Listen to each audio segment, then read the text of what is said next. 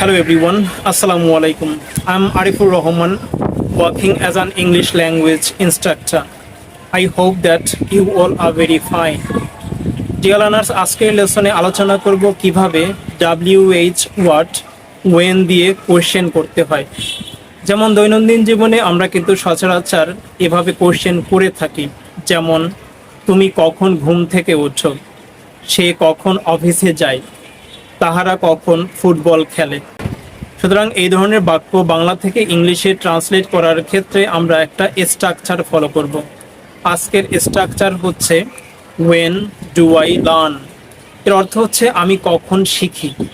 সুতরাং কারো কাছ থেকে কোনো সময় জানার ক্ষেত্রে আমরা when দিয়ে সাধারণত কোশ্চেন করে থাকি কিংবা কোশ্চেন করব।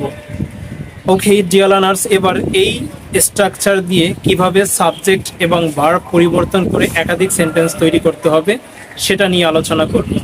এক্ষেত্রে আমি কিছু এক্সাম্পল সেন্টেন্স ব্যবহার করব, যেমন আমরা কখন খেলতে যাই, when do we go to play। তুমি কখন নাস্তা করো, when do you have your breakfast। তোমরা কখন ফুটবল খেলো, when do you play football। সে কখন অফিসে যায়, when does he go to the office। সে কখন রান্না করে, when does she cook।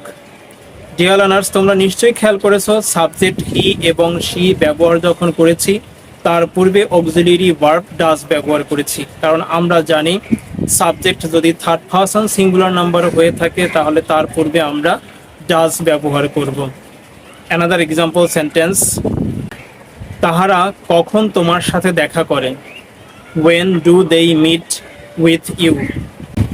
ছেলেটা কখন লেখাপড়া করে, when does the boy study। শিক্ষার্থীরা কখন স্কুলে যায়, when do the students go to the school। Dear learners, তোমরা নিশ্চয়ই খেয়াল করেছো কিভাবে এই স্ট্রাকচারের সাবজেক্ট এবং ভার্ব পরিবর্তন করে একাধিক সেন্টেন্স তৈরি করেছি। তোমরাও ঠিক একইভাবে এই স্ট্রাকচারের সাবজেক্ট এবং ভার্ব পরিবর্তন করে একাধিক সেন্টেন্স তৈরি করবে এবং বেশি বেশি প্র্যাকটিস করবে। Thanks for watching.